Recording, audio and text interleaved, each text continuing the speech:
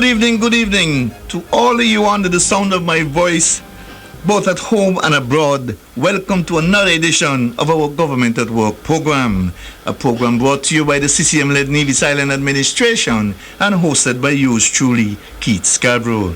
I trust that the new year started out on a very positive note for all of you and that it continues in that vein throughout the rest of 2025. This program is designed to inform and educate all of you out there in Radio Land of the many positive developments that are taking place here on the island of Nevis. We therefore look forward every Thursday evening to share the information with you as we go deep into discussions with the ministers of government, permanent secretaries, department heads, as well as top officials from the various statutory corporations here on the island of Nevis.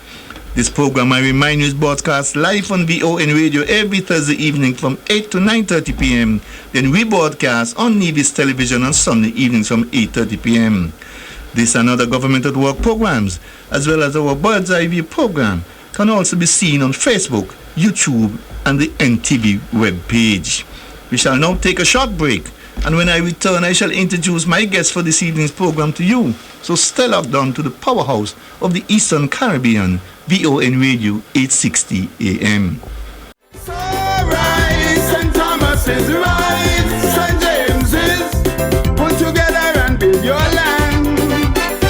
Right, St. George's and St. Paul's together with St. John's. This land is enough for all to share. No reason to leave and go nowhere. Foreigners can come here from America and England. There is something mighty sweet about my land. And if the foreigners who live here can insist that it's here they're from, then I swear I'll never leave my native land. One people, one country. Welcome back. Folks, I am pleased to have as my guest this evening, Permanent Secretary in the Premier's Ministry, Mr. Wakely Daniel.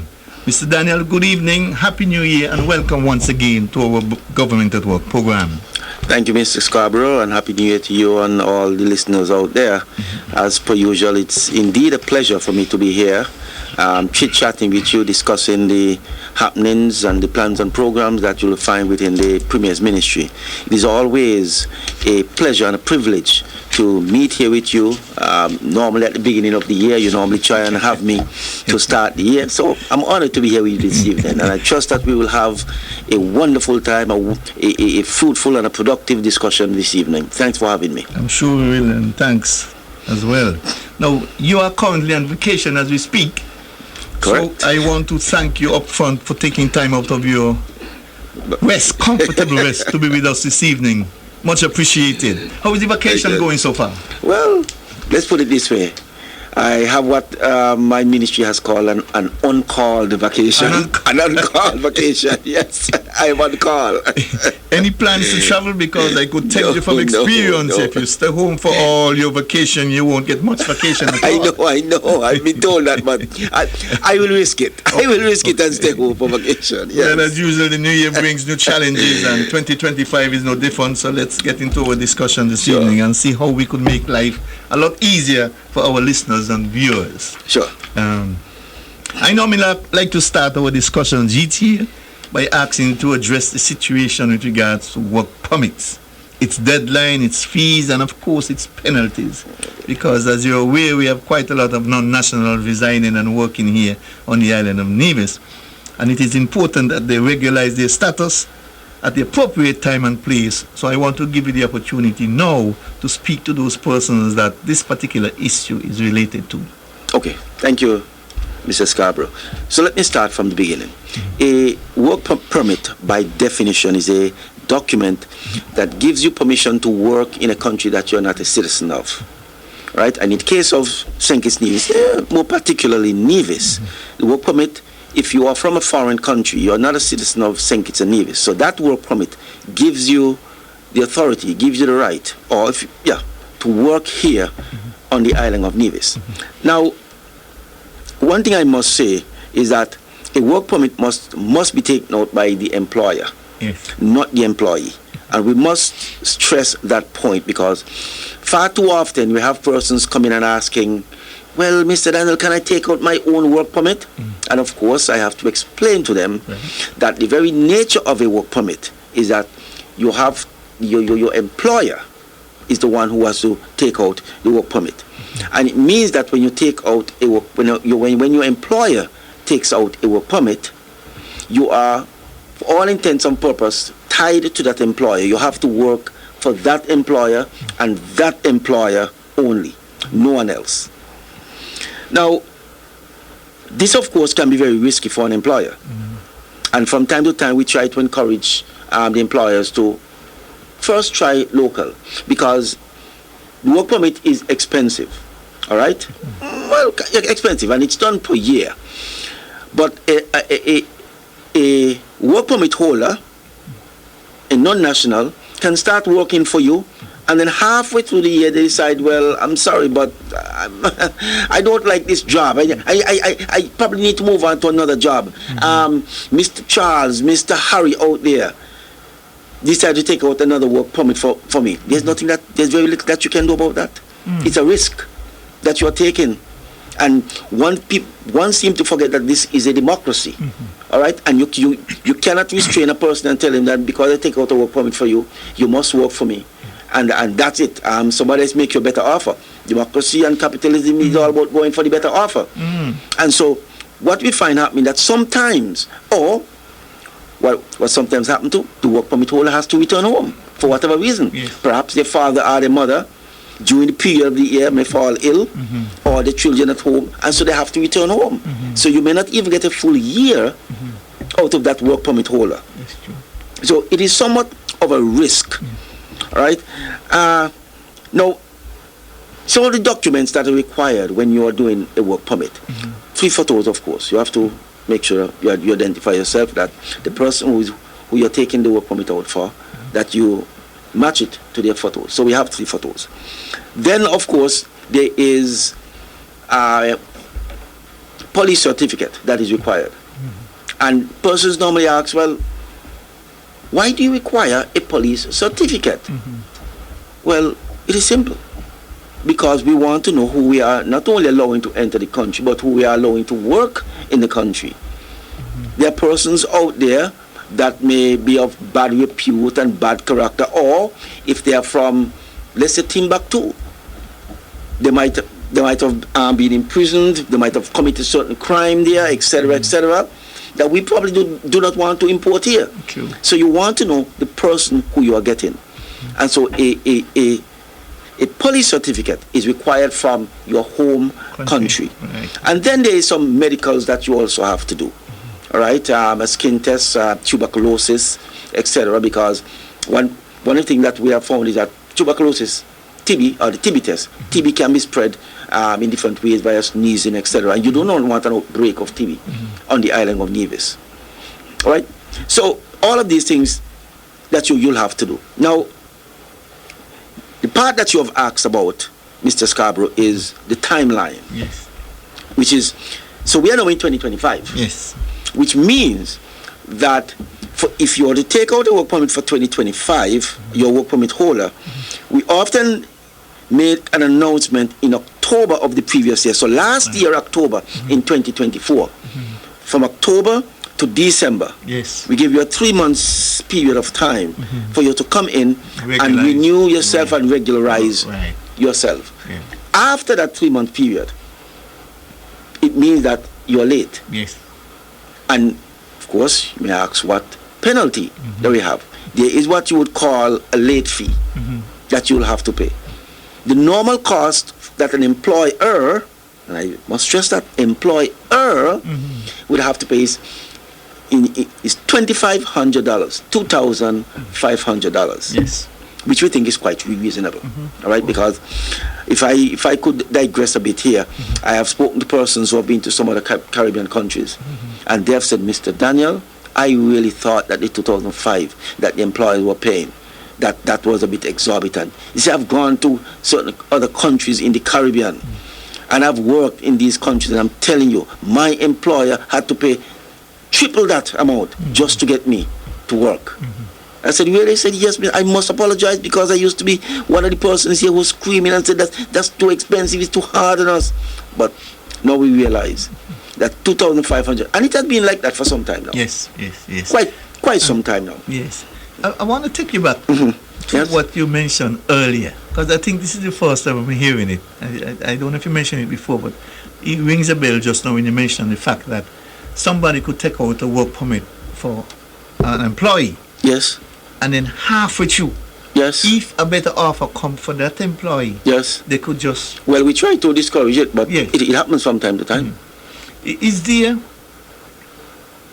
any penalty that the employee itself could apply for them breaking that The employer? agreement? The Well, employer, the original employer. None that I know There's of. nothing that he or she can do. None that I know of. What has happened is that and the procedure, because we have seen it happen, and I've encountered it, especially among the beach bars and so on. That we may have here, that a person may start working, and perhaps he doesn't like the working condition there.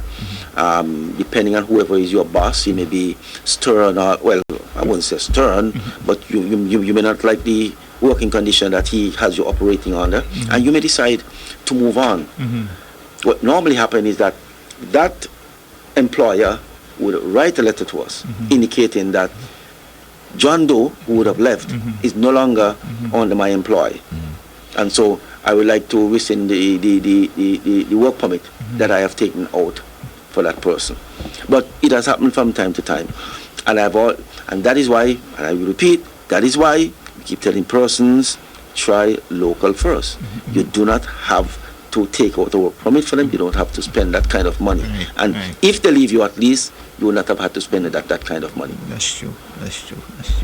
Now, what about employers who employs non-nationals, knowing that they doesn't have the required work status or residency? Is there any penalty? There is a for them? fine attached to it, and I did some investigation. I wasn't able to find the exact fine, but I would apprise you probably on a late on our next show. But there is a fine attached to it that the employer will be fined, and of course the employee too will be culpable in all of this. He knows he or she knows that they don't have a work permit, but they're still working for that specific employer. Yeah. Now that employee will also be fined, and when they take out their work permit, because they have to go back and take it out for the years that they have been working here illegally. They have to pay for those years, right? And there's also jail time, or worse, they can be deported. You have broken our immigration laws. You have entered the country. You enter the country under the guise that you're here for vacation. Yep. And what do? You start working illegally. So you can certainly be deported, asked to leave the country. Got you. Now, you see, that's why I bring you so early each year, Mr. Daniel Carr. I know it's right after that the window closes on that thing. You're bothering on late fee and penalties and so forth. So I like to bring you early in the year so that they could be reminded of their duties. Now, a couple of years ago, the NIA introduced an amnesty period with a view of getting all who are behind in their payments to work, to bring their payments up to date. Is there any plans to introduce another amnesty similar to that anytime soon? Okay. Before I go to the amnesty, Mr. Scarborough, let me backtrack a bit here and indicate to you and to the general public that there is a late fee. As I indicated, December is the deadline. After December, you have to pay a late fee of $100. I don't know if I mentioned that. You have to pay a late fee of $100. What we normally do is that after the work permit has been approved, we give you a letter and we say to you that your work permit has been approved and you have this amount of weeks to come in and pay for the work permit. Right. Mark you. So if you go beyond December, it's $100. And if you go beyond the deadline of that letter, it's another $100. It adds up. It adds up. So the best advice for you is to remain within the law. Yes. Now, amnesty. We have had quite a number of amnesties over the years in which we have tried to help the non-nationals. Sorry. We have tried to help the employers also, because people people tend to forget that employers, Nevision employers, are also part of this. They keep saying, oh, it's just the non-nationals that you are giving this to and giving that to. And I often say, okay, so who has to take out the work permit? Non-nationals or the Nevision employers? And that is when I said, yeah, you're right. So the Nevision employers, they also save. Yes. Right? Now, there's none in the immediate future. As a matter of fact, the last one that we had that took them real back, I think they were able to get up to 5 years back, if you can recall, and that was during the COVID years. Yes, yes. We recognized that things were a bit tough for people during the COVID years, and people were crying out. So we did an amnesty during that period of time, yes. and we indicated to them that we were able to go, I think it was 5 years back, if I can recall. However, the Premier did indicate to them that it is highly unlikely that he's going to have another amnesty in the near future. So he asked them to take advantage of the amnesty that I am giving to you at this point in time. And would you believe that there are some persons who come to the office after the amnesty and said to us, well, I did not know that there was an amnesty. I did not hear anything. And Mrs. Scarborough, I'm very much aware that Nevis is very smart. Yes, so they must have heard. They must have heard at some point in time. Of course. Now, before you go on, let me tell you something else about amnesty and why sometimes the amnesty don't work. Right? Let us suppose that we have amnesty every 3 years. Right? You know what some persons used to do? Not regularize themselves during that 3 years. Yeah, it's and wait for the amnesty. Right. Right. Some persons who realize the flaw in the system. Yes. If you have amnesty every 3 or every 4 years, there are those persons who they sit back and they start, the next amnesty is going to be about 3-4 years. I will not regularize myself during those 3 years. And then when the amnesty comes, take advantage of it, wave, and then I move on again.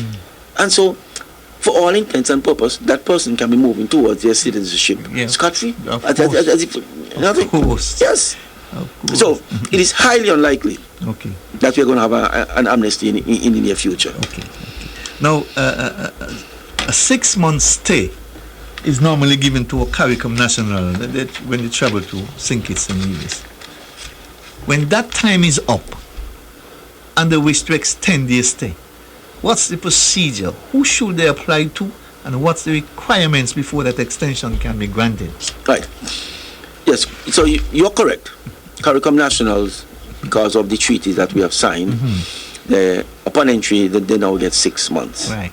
Right. I can go to any country in the Caribbean right now, in CARICOM, Jamaica, Barbados, Guyana, and they will give me the 6 month stamp. Right. After that 6 months, if they want to extend their time here, we have what you call a visa extension, if you want to call it that, an extension of your time. And that you would have to come to the Premier's ministry, because that is where it is done. There's a form that we have that you fill out. The form, it asks you where you're from, your date of birth, your nationality, the reason why you want to stay longer, who you're staying with, if you're staying for a bit longer, where you're going to get the financial support, etc., etc., etc., all of that. We then, if and when we approve it, you pay the money to us, because it is $55 each for the first 3 months. For the first 3 months? Yeah, 55. After the 6 months? After the 6 months, yes. So after the 6 months, and you come in, $55 for the first 3 months.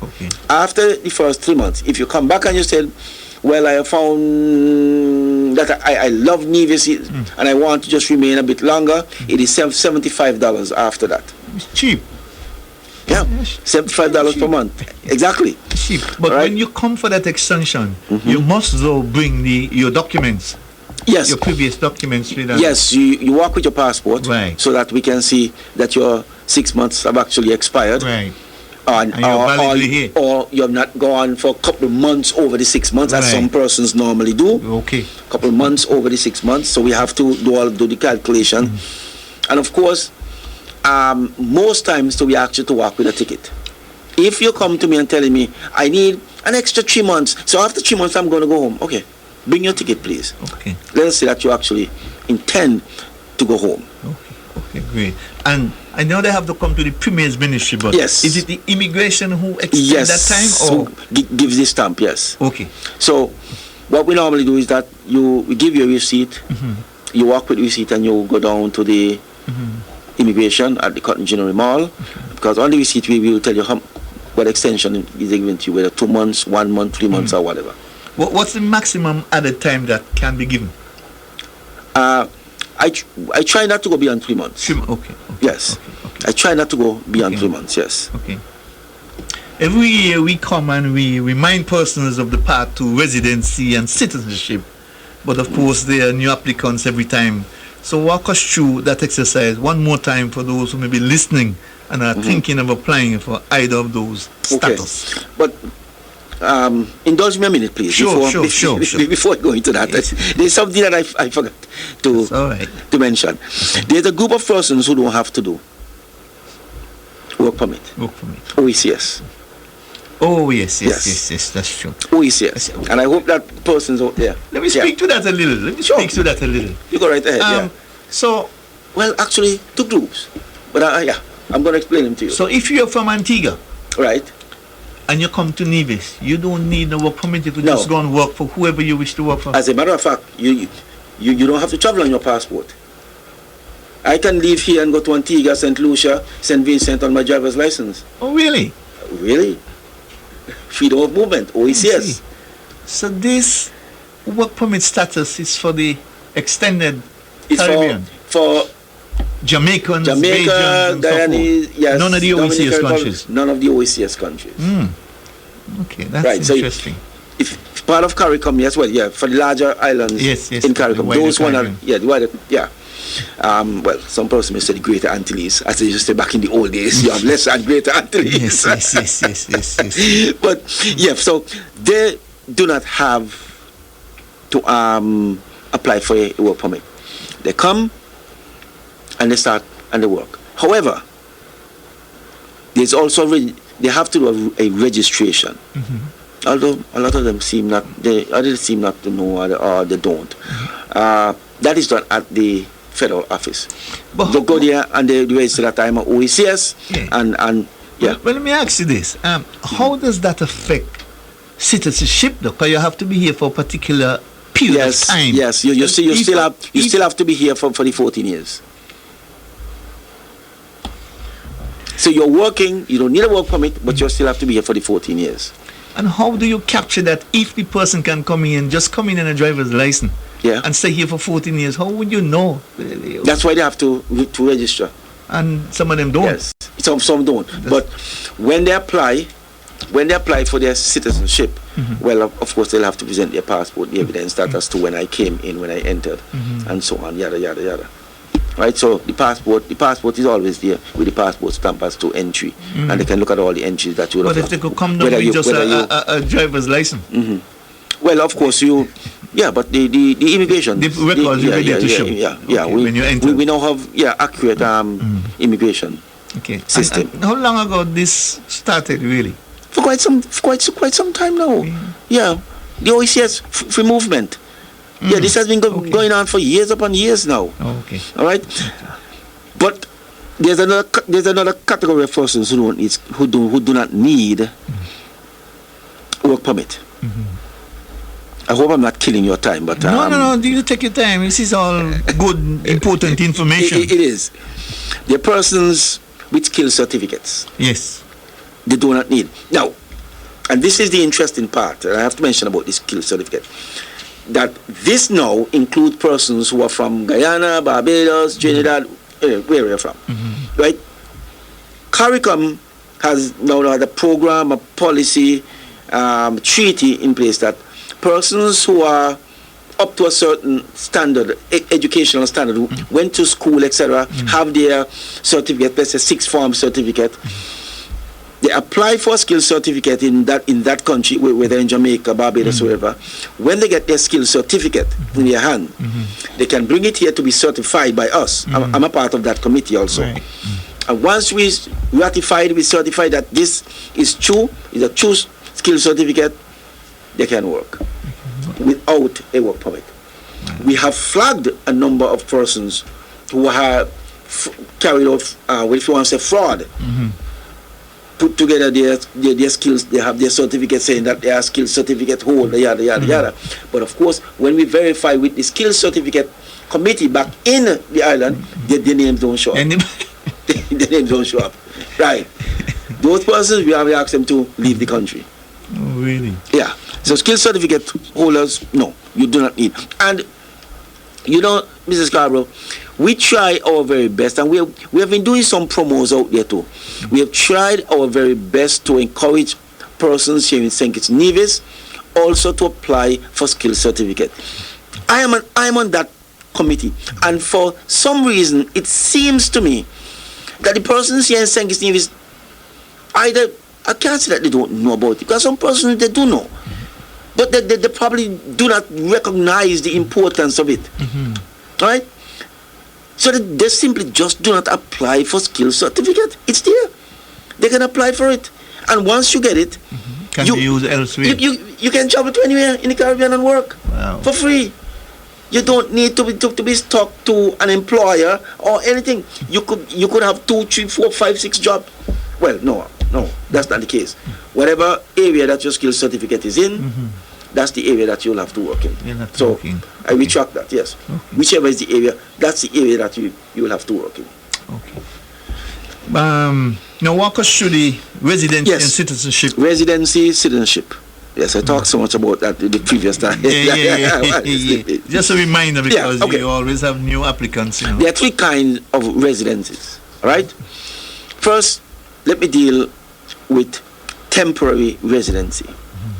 If you're coming here to the island of Nevis and you are not working, if you are, let's say you're old, you are 70, whatever, your son and your daughter send for you because they're already living here, and they send for their old, and you're not working, you get what is called a temporary residency, or as we normally name it, residency without work. Yes. Which means you cannot work. Right. That is for $600, a fee of $600 per year. Right? And number of persons are on residence without work. The husband might be working and the wife may very well be a housewife. We still have that. Or sometimes you have hotels here. A manager may come in, a chef may come in, and of course his wife is just at home taking care of the kids, etc. That wife will be on temporary residency or residency without work. Now, and then we move on to what we call annual residency. Now, annual residency is once you get 3 consecutive work permits, you can now apply for what we call annual residency. And I know many persons are going to say, well, what is annual residency? Annual residency means that you can now work for whosoever you want to work for. You can have, just like Wakely Daniel, you can have a full-time job, and you can hustle and have a part-time gig elsewhere. And if you're strong enough and you decide you can have 3 jobs, it's up to you. You now have annual residency. Back in the old days, before 2015, I think early 2015 is when it changed. You had to have 7 work permits, 7 consecutive. Yes. But in 2015 it changed, and you now you only need 3 consecutive work permits, and then you can move on into annual residency. You're no longer beholden to a specific employer. Right. You're on your own. And then there's another type of residency, which is permanent residency. Now you may ask, what exactly is permanent residency? For you to become a permanent resident, and permanent residency is done through the national security in St. Kitts. Right? The first 2 that I spoke of, temporary and annual residency, is done here at the Premier's Ministry. Great. Permanent residency, you have to go through the federal office, or you go directly to national security in St. Kitts. So what is permanent residency? Permanent residency could be acquired in 2 ways. One, You could be living here for 7 years, and you have property of 350,000, but that is valued Yes. at 350,000 US dollars. 7 years to that $350,000, you can then apply For citizenship. for permanent Permanent residence. residency. The second way you can apply for permanent residency, and that happened about 2-3 years ago. They added another dimension to it, where you can be retired and you have property worth $350,000. Then you can become a permanent resident. So you have the temporary residency, annual residency, and the permanent residency, which is done through national security in St. Kitts. Okay, great. Now, how does that differ from citizenship? Well, in many ways, citizenship. Well, if for citizenship, you're a citizen of St. Kitts and Nevis. I mean, you have all the rights and everything of a person who are born here, just like you and I. But citizenship, yes, there are 3 ways that a person can move into citizenship here in St. Kitts Nevis. Well, apart from the citizenship by investment, that's a different category. Yes. And you'll probably ask questions about that a bit later on. First is by residency, 14 consecutive years. Yes. 14 consecutive years. So you must have those 14 stamps in your passport, Right. or passports, depending on Yes. one of them. Thank You you. then take them to the federal office here in Nevis, or you go directly, you fill out the form, and of course, you then apply for your citizenship. So that's one. The second is by descent. They go as far as the grandparent. Right? You have to prove, of course, that your mother, your father is a citizen of St. Kitts Nevis. And then you apply for that.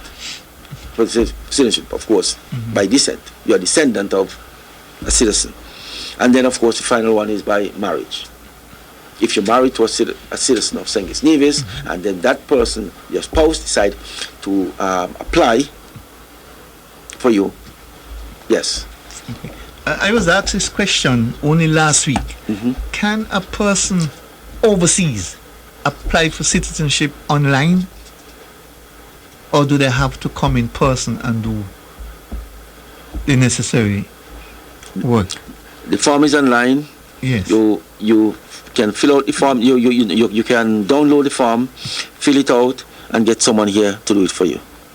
Oh, so it can be done, really? It can be done, but I wouldn't advise you to just send it just like that. Send it to someone here. Right. And here's the reason for that. A lot of times, sometimes the pictures that you send Don't look like you. you're right. You know, I did one for a nephew of mine recently, and he had to change the pictures. I had to send back to him and tell him, these pictures.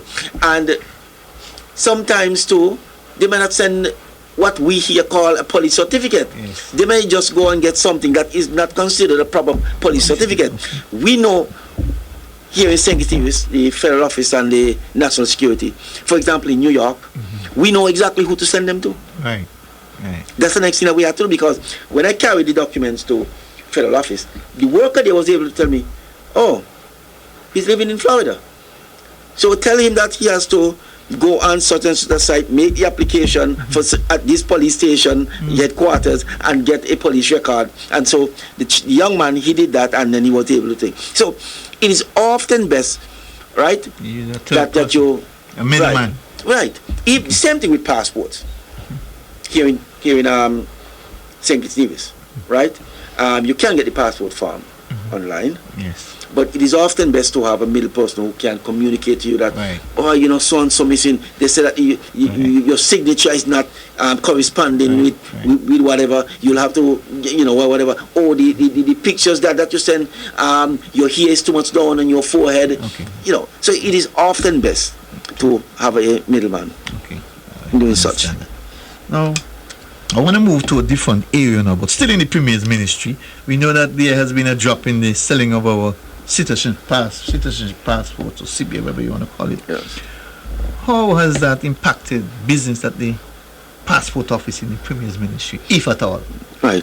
Well, it has not impacted us as yet. All right, because a lot of what we do there at the Premier's Ministry, we renewals for those persons. Is renewals. Okay. All right, so it really hasn't impacted us much, and you don't find a lot of providers here in Nevis. I can count about 3 or 4 of them who is into the CBI here in Nevis, and when they apply or they to the process, and they normally go directly to St. Kitts and do it there in St. Kitts. So it hasn't really, we haven't seen much of a drop, nothing noticeable. For us, nothing for us to yell about as yet, because like I said, a lot of what we do there is renewal. They go to St. Kitts to get their passport, etc. And if the provider is here in Nevis, when they're ready to renew their passport, they'll send it and it comes to us. Okay, great. Now, recently the UK has advised that nationals of St. Kitts and Nevis and other countries in the Caribbean will need this special visit to visit the United Kingdom. It says that persons can apply online for a visa, but can persons get assistance with their application at the Premier's Ministry? Well, we have not gone into that route as yet. What we can do, the most assistance that we give for now is that we can provide the person with the site, with the link where they can go on, and there's a form that they have to fill out. It is new. It is new to us too. Yes. Right. It is new, and I must tell persons, because families of mine who overseas, they too were all up in arms about this ETA visa and so on, that electronic visa that you have to do. This electronic visa is not well. It is not telling you that you need to, and I don't know if I must call it an electronic visa, but it is not telling you that, now that you have to go to the US, to UK, you need a visa. No, I don't need a visa to go. I don't. All right, I just go online and I fill out whatever, and I think in the space of 3 days or so, they'll send back. Yeah, it's just like it's just like a registration, and they've always made it clear that this is in no way saying that St. Kitts, and most of the Caribbean islands. So I think, from what I gather, is that those countries where you don't need a visa to go to England, there's just an electronic processing thing that you have to do. Okay. All right, but it's not to say that you are actually applying for a visa, as you know, as you would do for the US. I'm not sure that most persons understand that. Yeah. I hear a lot of people talking about I know. It seems to think that thing. So it needs to be further information needs to be given. Yeah. So that's the reason I asked if they could get assistance from the passport office. Well, what I would tell them is to give a call to National Security in St. Kitts, because they did send out something about it. One part of what they would have said that to the general public, that this is not saying, because it's mostly Caribbean islands, and the British did explain it also, that this is not saying that like if you're going to the US that you now need a visa to go to, and so on. It is just for processing and so on, a quick processing that you do it and then you go there. Okay, great. Now, since we are speaking of foreign matters, let me ask you this. Somebody asked me, who knew that I was coming to speak with you this evening, tell me to ask you this question. Each year, the Canadian government recruits several workers from the Caribbean, including St. Kitts and Nevis, to harvest their apple crop and other crops, of course. For those who may be interested in doing that, what will they be required to do? There's a form that they'll have to fill out. That is done through the Labour departments, both in St. Kitts and in Nevis here. They will have to go to either one, depending on wherever you're living. And you'll have to fill out a form. You'll have to get a police record, and you're also required to get a Canadian visa. Oh. Yes. Okay. I thought, because one of the questions I was going to ask you, do you need a visa, or the visa is provided for you once you are successful in your bid? You still have to apply. You still have to apply for the visa. Okay. All right. And of course, a police record. I think that they have recently updated the form that they have to do. I've not seen it. I've not seen the new form as yet. Okay. Right, but there is a form that you will have to go to the Labour department and you have to fill out that form. And if you are successful, then you'll have to get your visa, etc., etc. Okay. What time of year does this normally take place, and how many is normally chosen? Oh, That is normally Canadian government. yes, and the farmers. They have their farmers association, and I can't. With regards to the time of the year, I can't speak to it at this point in time, but I can investigate and find it out for you. Okay, great, no problem. Folks, you're listening to Government at Work. My guest this evening is Mr. Wakely Daniel, Permanent Secretary in the Premier's Ministry. We shall take a short break, and when we return, we shall continue with our discussions here on Government at Work. So right, St. Thomas is right, St. James is put together and build your land. Right, St. George's and St. Paul's together with St. John's. This land is enough for all to share. No reason to leave and go nowhere. Foreigners can come here from America and England. There is something mighty sweet about my land. And if the foreigners who live here can insist that it's here they're from, then I swear I'll never leave my native land. One people, one country. Welcome back. Mr. Daniel, I want to continue with our discussions here on the travel to Nevis, and particularly the fact that some persons, we spoke of the OECS not having to get any work permits and why the Caribbean would need work permit, but some persons will need visa to come to Nevis. Tell us who those persons are, or what class of persons, or from which country would need a visa to come to Nevis. Well, for the most part, Dominican Republic. Right. They're not a part of CARICOM, so they're not a part of the CARICOM treaty. So for them to come here, they require a visa. Now, they go on the National Security website and they click on visa application, they fill out the visa application form, and of course, a visa application number will be sent back to them from whichever email address that they put on the form. Right. It will be generated and sent back to them. If you are from St. Kitts, National Security in St. Kitts deals with the visa application and give the approval. Right. But if you are living in Nevis, the Premier's Ministry gives the approval. In that National Security in St. Kitts will not approve your visa unless they get word from the Premier's Ministry. Okay. They would once you are living in Nevis, or once you indicate in your visa application that the address you intend to live is in Nevis, it will be put on hold, and they will tell you, we need word from the Premier's Ministry whether or not to approve it. Right. Okay. In recent times, though, I would tell you, King, that the visa approvals have not been forthcoming, because what happened is that persons have taken advantage and have exploited the visa application form and the visa approval. Some persons, you would have known about the marriages that they have, yes. sham, what we call them fake sham marriages, etc., etc., etc. So, like I tell you, National Security in St. Kitts are sorting all such things out. So before they start approving visas en masse, all right, they ask to put a hold on it for now.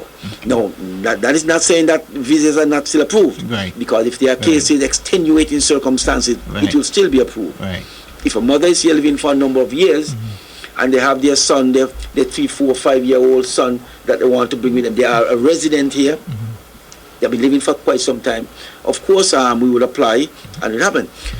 Most recently I had this situation where a church on the island of Nevis, each year, well, not once a year, sometimes 2 and 3 times a year, they would have their church services where they invite a minister, Spanish churches from Dominican Republic, and so then I'll make the application and bring the numbers to me, and I'll send it down to St. Kitts and email it and tell them, please grant approval for this visa number or that visa number. The second country, and this is somewhat of a, I don't know how to describe it, complicated. I think it's beyond you and I, but something that CARICOM will have to deal with. The matter of Haiti. Oh, Haiti. Yes. Haiti is a member of CARICOM. Yes. So you see where I'm going? Yes. Yes. But Haitians need visas. And that's. Okay. Try and explain that for me a little. I can't explain it. You want me to explain it? That's a political question that that CARICOM heads of government will have to deal with. That's an unfair situation. Well, I know, but let me repeat.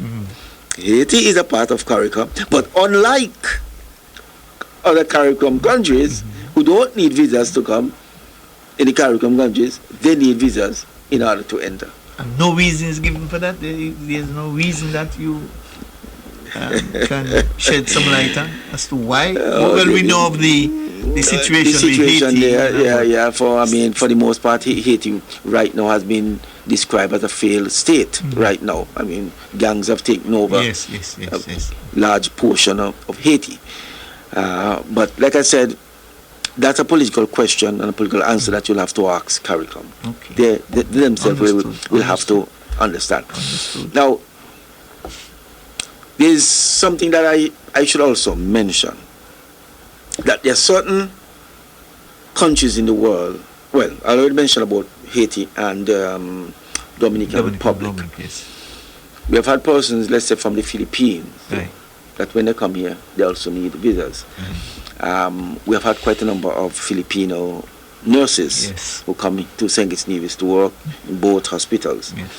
Those in Nevis, whenever they are coming to Nevis, the permanent secretary of health will reach out to me and said, Mr. Daniel, we have these nurses coming, yada, yada. Could you ensure that you that these visa applications get approved? And so I'll send an email or call the National Security in St. Kitts and said, the health ministry here in Nevis made an application for these visas, yada, yada. Please approve them so that they can enter. Now, letter of entry. That's something that I have never discussed with you, and I'm going to discuss it now. Countries like Thailand, Philippines, and India.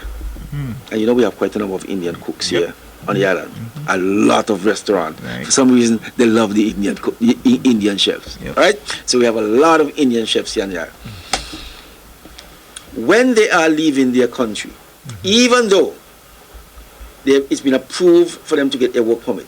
Now, let's use India. Let's talk India specifically. I said India, Thailand, and Philippines, and so on. So, they must approve their work permit before they come. Ooh, right? Yes. So the application must be made and everything, and we approve it. And of course, they would scan the letter of approval and everything and send it back to the person, to the chef in India. Yeah. But even with that letter of approval, or just saying that you're approved of a work permit in Nevis, the Indian government will not allow you to leave India without a letter from the Premier's ministry. Saying that yes, this work permit has been approved and we are asking permission for that person to come, yada, yada, yada. And we have to give the passport number, we have to give the flight that's going to be taken, etc. And there's a reason for it. I couldn't figure out as to why until I began to dig deep. Apparently what has happened, persons in the past have asked persons from India and Thailand, these places, to come and work for them and have them almost in slave labor. Yes. And you know the human trafficking and those guys, those transnational criminals and so on, all kind of tricks and everything else. So the Indian government said, no, we need a letter from the government of the country that they're going to, a specific government, the ministry that deals with national security. Let them send to us a letter with their stamp. We must have their stamp. So I can't send a letter to India, Thailand, or Philippines without the stamp and just have Wakely Daniel. Even if I have the letterhead, they need to see that stamp. Because it's highly likely that a criminal would have the same stamp. So all of that they need to see. And that letter, without that letter, they will not be allowed to jump on the plane. We had a situation recently where application was made, all right, and the Indian government indicated that, I'm sorry, You, the business owner, we don't want a letter from you. You have no standing with us. Ask Mr. Daniel to send a letter, please. Right, so it is called, well, travel letter, travel document, whatever they call it, but we have to write that letter. Okay. Serious. Yes. Accountability there. Now, I want to move now, Mr. Daniel, to matters relating to the policing here on the island of Nevis. In particular, I want to start by asking you to give us an update on the ongoing works taking place on the police station in Charlestown, because we are seeing works taking place. So give us an update as to where we are in terms of that work. Well, of course, persons would have known that building has been there from time immemorial. I mean, years now. Even when I was a little boy, that was the main police station on the island here of Nevis. And so they decided to do some renovation there. It's been going on for quite some time now. But because the police were crying out about the living conditions there, I think at one point it even ended up on Facebook, if I can recall. So the company that has been given that contract to carry out the work is Lefco. And so they have been there. This morning, I think there was sometime today, there was a meeting with the folks from St. Kitts, I think the commissioner and the PS and everybody, they came over and they had a meeting there. And from what I've been told, the timeline now is that the work should be completed anywhere between May and June. June is the drop dead time, right? I think they give themselves some wiggle room by saying June, but actually they are looking at May to finish the work there. So hopefully by May, June of this year, we can relocate not only the police but also the magistrate court back to their original home. Okay. Now, what new facilities will be added on completion of the renovation work? Well, I did ask that they're not adding anything per se, but I will tell you that the renovation, of course, you would see it from the outside. The windows, they're changing the windows, etc. They're going to do certain parts of it, a new paint job on the inside. Some of the areas they decide panels and so on would all be torn out, and new ones in the kitchen, in the bathrooms, all those things, the electricals, new wirings and everything. So, and they are going to have a new AC system, etc. So all of that will be taking place. Okay. Now the Nevis Island Administration over the years has been quite supportive of the police here in Nevis in particular. Even though it's a federal responsibility, the CCM-led administration has provided better accommodations, added transportation, better equipment, etc. But there are some concerns regarding expertise, especially in the field of evidence collection, crime scene protection, fingerprinting, etc. Do you know of any efforts that have been made to have the police better equipped to handle those situations that I have just mentioned? Well, it's interesting that you should ask that question, because I had a discussion with the commissioner during the course of the day today, and he did mention, I asked him a somewhat similar question about training, etc., and he did say yes, it's ongoing. They've always had their ongoing training, and the police who are in Nevis, that they have always been included in the training sessions. They often bring invigilators from overseas in order to assist experts who have expertise that they've always been invited in to assist in whatever area, whatever field. And the police from Nevis, they are always included in such things. I can recall, for example, what do you call it? Lie detector, whatever you want to call it, whatever proper name that they have for it. You have one in St. Kitts, but you also have persons over here who are trained in it, all right? And they often carry out that method right here in Nevis. As a matter of fact, from time to time, they would call me and say, Mr. Daniel, we need to use a specific room that you have up there by the Premier's Ministry, so that we don't get the disturbance from the vehicles and so on. We don't close on the room, they go in and they will do their process in that room. So yes, there's ongoing training, and you did rightly mention about the assistance that we give to police. We do give certain amount of assistance. We often, if computers are needed, we will give such. In the past, you are very much aware that we would have given vehicles to the police, and we would have done, well, in both administration, we would have given what you would call police station, built police stations, renovated police station, the police barracks. That there you have the Gingerland, you have the one there in Cotton Ground, you have the one over at Newcastle, which is the most recent one that was done. And so the Nevis Island Administration, of course, would have played their part, because, and there's a specific reason for this, Scarborough. And the reason being, we can't sit down all the time and say that it's a federal matter, and then something is happening over here, and we lap our hands, lap our legs, and fold our arms and say it's a federal thing. Because during the period when you're saying it's a federal thing, you're the one in Nevis who feeling this strain. Yep. You're the one. If the police over here are not comfortable, if they're in living in environment, squalid environment, you understand they won't be able to perform. Morale would be low. They will not be able to perform their duties adequately and proficiently and competently. And of course, they are here in Nevis. So the Nevisian publics we are the ones who be feeling the pressure. Yep. So the NIA, regardless of who is there, would have to play their part in supporting the police. And we have always indicated that we, police, army, fire, whatever you want to say, have our full support, even though they fall under the ambit of the federal government. Yeah, that's true. That's very much true. Now, the demand for autopsies is getting greater and greater, but in that area as well, there seems to be a serious shortage of persons qualified for that purpose. I brought that up because it is closely affiliated with the work of the police. Do you know if anybody at all is currently being trained in that field as we speak? Well, I think that's a question that will be best answered by health. But what I can tell you, with regards to the training, yes, because yes. Well, I suspect it's a health matter, really. It's a health matter, but because of the close work with the police. They work closely with the police. Yes. We do have.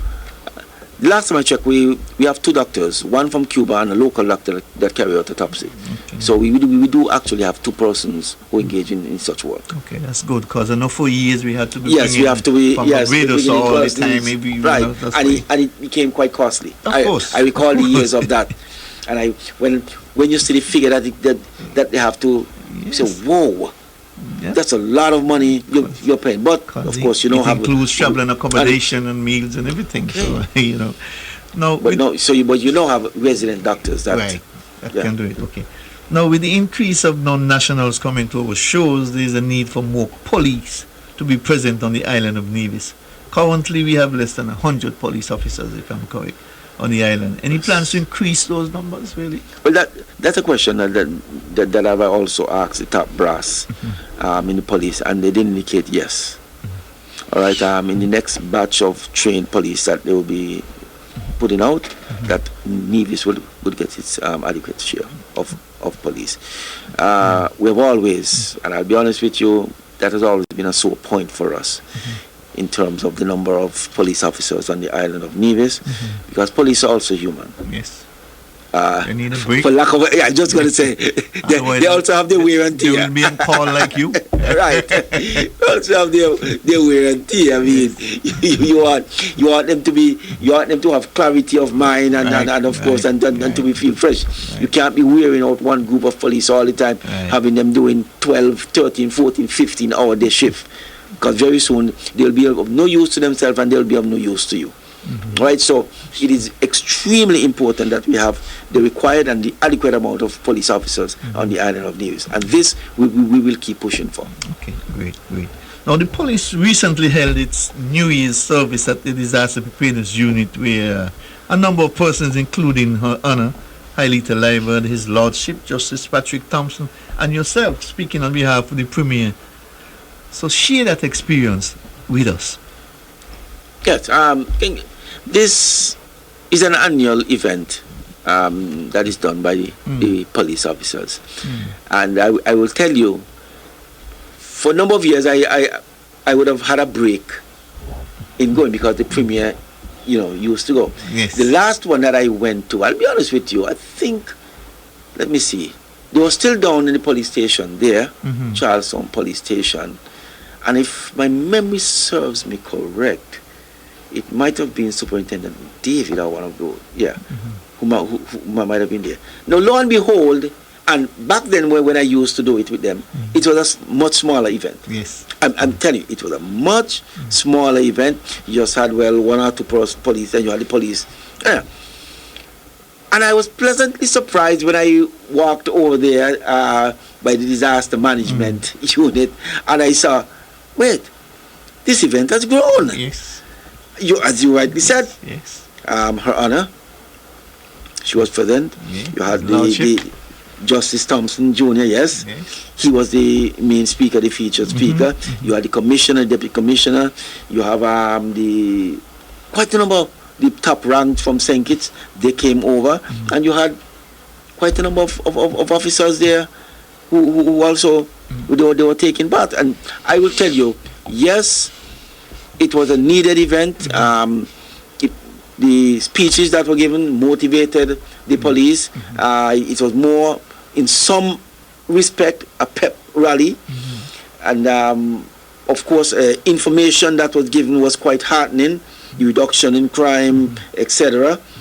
So all of this, I will tell you, it was an outstanding event that they had there. Was it this large because he coincided with the new law year, or it is normally around the same time? It's not around the same time, yes, but it's 2 separate events.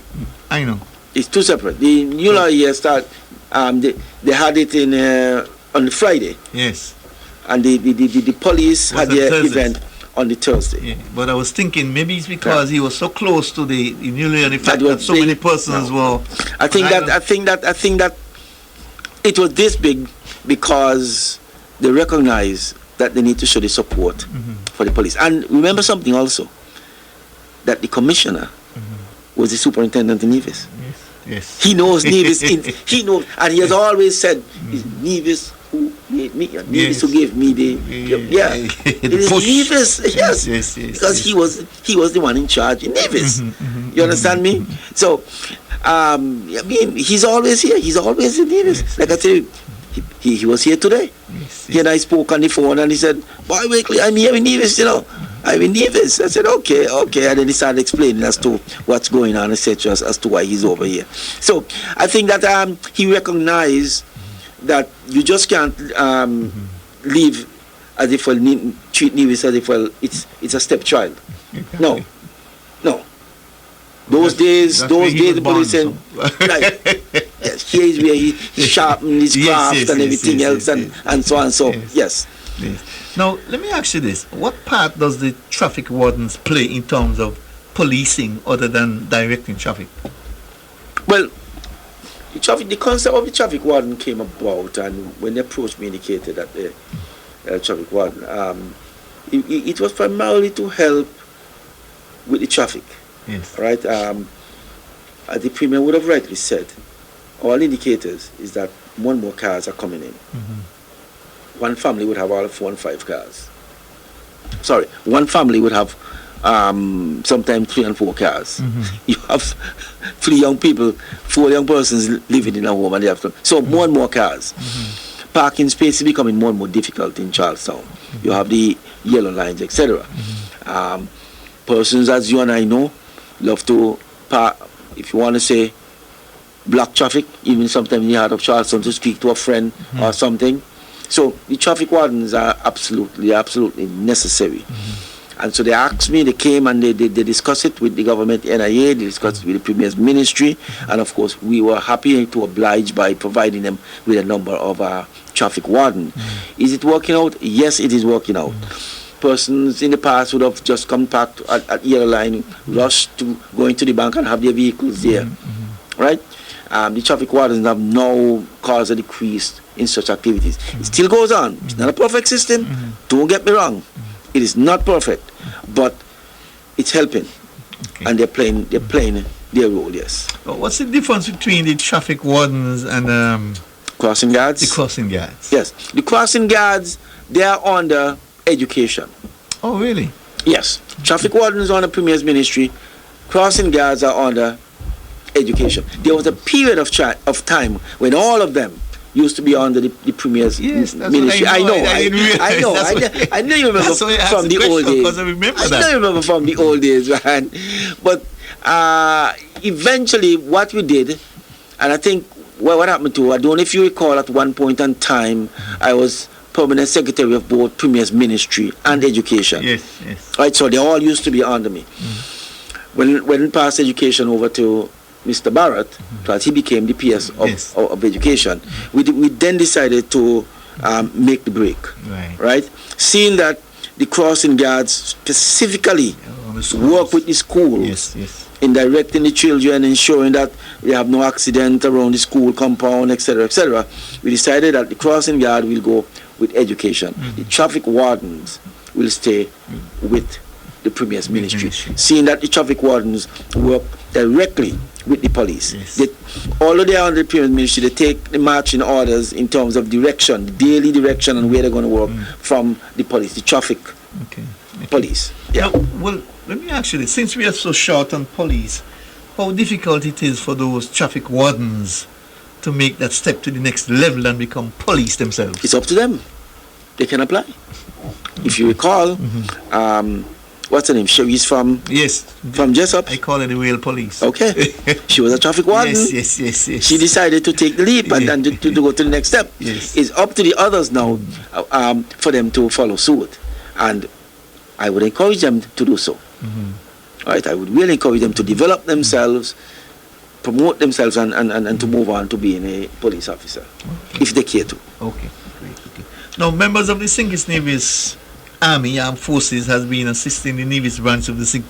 Christopher Nevis Police Force over the years. Can you give us an update in relation to that in terms of, one, if any of them are currently in the island of Nevis? If yes, how many of them are here at present and where are they located? Okay. I'm happy that you asked that question because it was when Tuesday the commander of the army came over to Nevis and we had meetings, etc. For now, the army is located over at what we call Camp Fountain. Camp Fountain. They're still there at Camp Fountain. Yes. That's the community center over there in Fountain. Yes. Presently we have anyway about 13 officers who are over there. They assist the police with patrols and security, general security, whenever the police wants reinforcement. Right? They do carry out their patrol because I can tell you and I can verify, as I said to the commander, I can testify to the fact that I have seen them coming through Cotton Ground, right? Recently, the camouflage cruising coming through Cotton Ground up the road. Yes. Just by accident, I was there looking out the window. I said, myself. Oh, you saw it yourself? Okay, yeah, whatever. And I saw them cruise. I said, okay, great. You all doing what you all have been told to do. So they carry out their patrol, yes.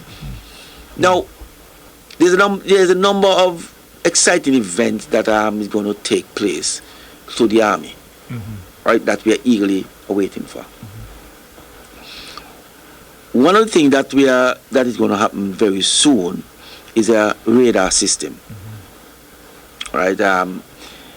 Probably at the end of the first quarter of this year. So that's around January, February, March. So around March, April. Right? We should see things starting. The American government is sponsoring it.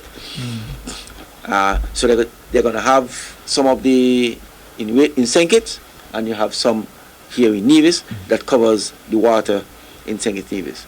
Because you're aware, like most persons are, that we do have quite a lot of illegal activities taking place in our waters. Right? And it's harming us. I mean, the influx of weapons, the human smuggling from some of the Caribbean islands. And they go out there in the dead of night and they boast about it, how they can navigate in the dead of night. And they go and then they return in the dead of night. They leave empty and they go and they return in the dead of night. Yes, full, as you are aware. So all of that we are trying to curb.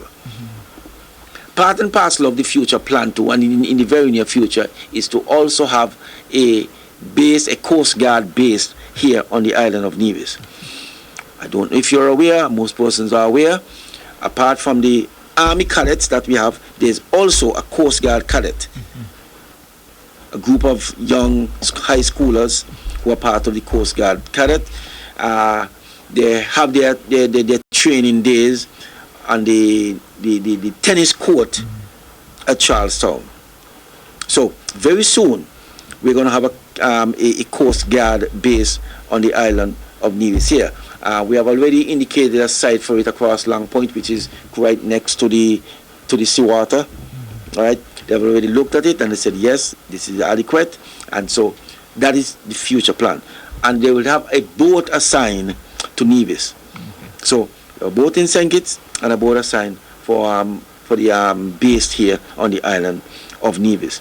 So having the Army and the Coast Guard here in Nevis, of course, will be of tremendous benefit to the island and the people of Nevis. So we are eagerly awaiting such.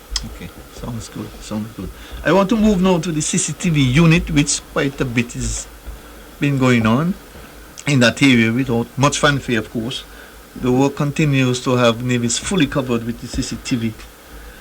Could you give us an update as to where we are in terms of that initiative? You know, how far are we along? The plan was to cover the whole of Nevis and so forth. Yes. How far are we along with that? We have been carrying out a policy of deepening before we widen. All right? I know sometimes you love to use that expression, that we deepen before we widen. Yeah. We have added quite a number of cameras around the Charlestown area. We have added quite a bit of them up in the Hamilton area.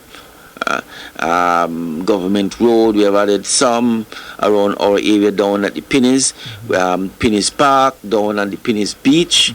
We have cameras going over as far as to Oli, the Oli Pier. The Oli Pier over there. And we have also have some up to Prospect area. All right. Now, in terms of the wiring, that we have, the card, what do you call it there now? My memory seems to be going. But anyway, we have run the lines from Charlestown and we have reached all the way up to Golden Rock area, and we have over at the Oli Pier. Okay. So the next set of work that we are going to do, the next set of cable that we're going to run is from Oli, go straight around to the Golden Rock. Okay. Yeah. So you're almost there. Yes. It's safe to say that you now have all the necessary equipment for the CCTV unit. We have most. We have most to complete, because we have cameras that we can use. But from time to time we have to order. One of the things that we have realized, and especially after COVID, for some reason the cable that we normally order takes something 3-4 months. We have to order it way in advance before we get it, because the guys have indicated, I don't know if they have learned the lesson from doing COVID, that we are not making any more cables, just putting it down there and waiting for people to order. So you order and then we start to manufacture it. Right. So it takes quite a bit of time. Okay. And it seems to have quite a number of persons that are experiencing this, not only the cable and CCTV, but it seems to also in the water department, because they too, I'm hearing that they too are complaining about the length of time that it takes in order to get their material. Okay. Now, when do you anticipate the full coverage of the island will be completed? Not much left, You're going for. Yes, I'm hoping that by the end of this year. And the reason that I'm saying by the end of this year, because the airport project, that section, yes.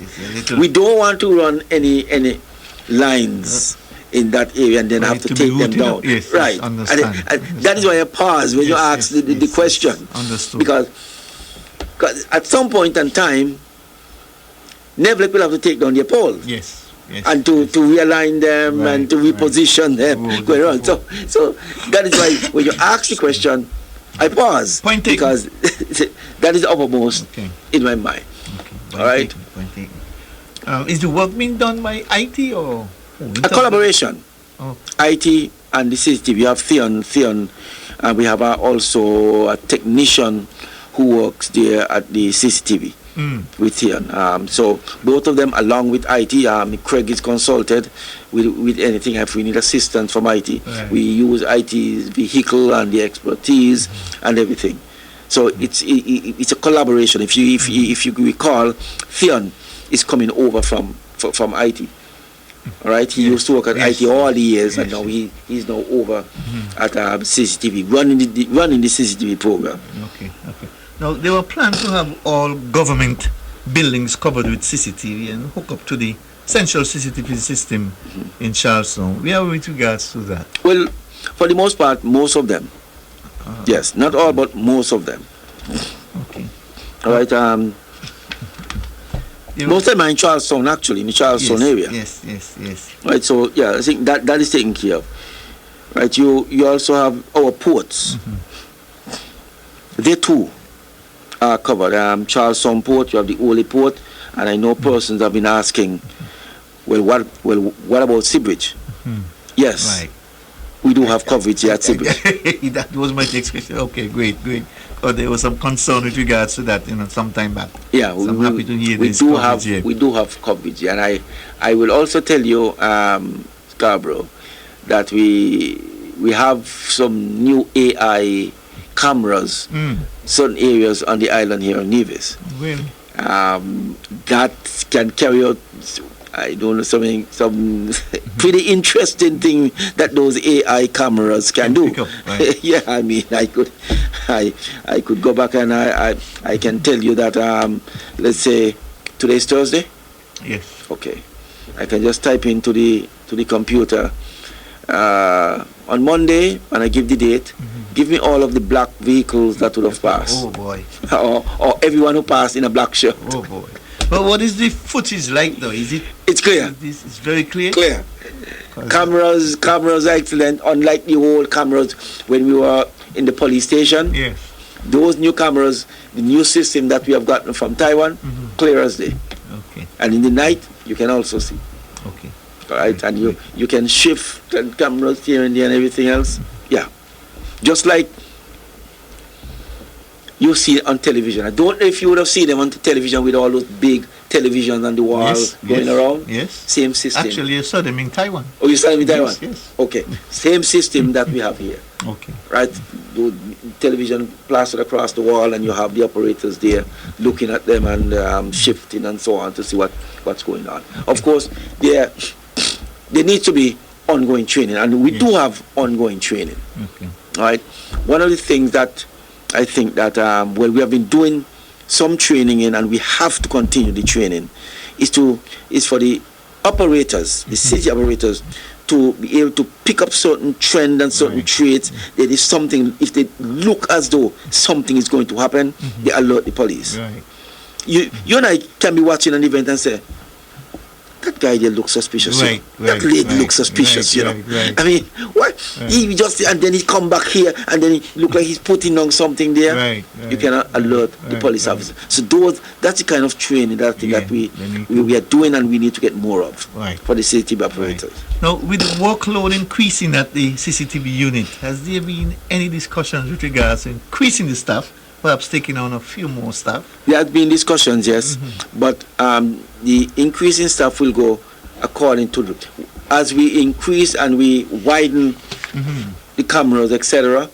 Definitely, we will have to take on additional staff. As a matter of fact, well, sometime between now and next month, we are actually going to employ another technician, a computer expert also, right, in the CCTV. Okay. Now, immigration is one of the areas overlooked most time by most persons when they talk of policing and stuff like that. But immigration do fall under the Premier's ministry as well. Yes. So let me ask you, There are plans, as you mentioned earlier, to further develop the Vance W International Airport. Absolutely. Starting sometime this year. Are there any particular plans for the immigration unit in terms of increased numbers, in terms of further training, in terms of yes? Well, I will tell you that they just came out of a training session because there's a new passport system that has been implemented. Interestingly enough, I don't know. Well, you would have traveled recently, and I too would have traveled recently, and I. Well, after we finished with the airline downstairs, I went upstairs by the RLB, and I just went and I did what I have to do, baggage, well, checking myself, taking off my shoes, etc., scanning and everything. The immigration seemed to be excluded. When I came in, after I filled out the online, what I have to fill out, and then I came in, I realized that they had a number of kiosks here at the airport. Yes. And one of the ladies said, come, you don't have to go to the immigration, just come on. And then she took my passport and she put it here and just closed it around and she said, okay, you can now go and collect your bags. And I said, really? He said, yes, that's the new system. That's the new system that we have now. As you say that, when I went into New York City this year, I came off the plane and picked up my bags and went. So I had to ask my friend on the outside if they don't have customs anymore around here. Yeah, and he said, your bags was already checked. Your bags were checked. I mean, okay. That's how technology has gone. Yes. You don't even see the customs officer. You don't check all the things before you touch them bags and so forth. So we are hoping with the upgrades to the airport to see a similar thing. Yes, we are moving towards that. Once you go there, swipe your passport, you do your own thing. Right. You just drop your baggage on the thing. That's it. I know. So I think that we are definitely going to move towards that. And I think such measures you will definitely see at the new and improved and upgraded Vance Samri International Airport. Okay, great. Now we are running out of time, but I wanted to ask you this question. There has been some concerns expressed regarding our ability to fight fires here on the island of Nevis in particular. Fire stations are based in Charlestown and Newcastle, but there are those who believe that the time has come for a third fire station to be placed in the St. George's area, which will minimize the time it takes to get to fires in that area. It is something that has been discussed before. Are you in a position to shed any further light on that for us? Is it in the works, in the pipeline? You have rightly mentioned that it is something that has been discussed before and it's still on the discussion. You and I discussed it. Yes, it is still on the discussion. Is there some merit to it? Yes, there is some merit to it. I mean, as you already said, it cuts down the time. Right. The response time. Right. Because for you to come from Charlestown here and those big trucks going up, definitely. The house already. Right, that's right. House already. Fire already consumed the house by the time you reach. You know, so yes, there is some merit to it, and I think that it's been looked into. The last time I spoke to the fire chief here on the island of Nevis, she has been lobbying for it also, and because it is absolutely necessary. So, hey, hopefully in the very near future we might just see something. If not a full fire station, at least a fire truck. Placed somewhere in the area. An outpost of some sort. A fire outpost, whatever you want to call it. Right. If not a full station, a fire outpost of some. Right. Okay, great. Well, I am holding you to that, Mr. Well, I hope Daniel. that you're holding me to Looking it. forward for you to push. Yes, I will. I can assure you I'll push as far as I can. Well, I want to thank you very much, Mr. Daniel, for taking time out of your vacation to be with us here this evening, and I look forward to doing it every year. And you know, I normally call you this time of year to give the update on the permits and the passports and the whole thing. And like I said, we have done it before, but to give that refresher to those persons who may forget and persons who are looking to enter into it for the first time, the information is very important. And you did depart some very important information here this evening, and I hope the general public take it in full strides. It was very important information. Now, your final words for our listening and viewing audience. Well, I must say thank you for having me here this evening. I did have a wonderful time. I enjoyed imparting the information to the general public. I trust and hope that some of the information they might find useful. All of the information might be useful to them, and I urge persons who have work permits to come in and regularize yourself. I would also urge persons who are thinking of committing crimes to cease and desist. Crimes that just doesn't pay. And for everyone out there, thanks for having me. Thank you for listening, and do have a wonderful Thursday evening. Thank you very much. That's a very good note to end this program on this evening. And Mr. Daniel, please go and enjoy your vacation. I will. Folks, join us again next week when we shall do it all over again. Do enjoy the rest of the evening's programming. Then have a pleasant night's rest. Good night.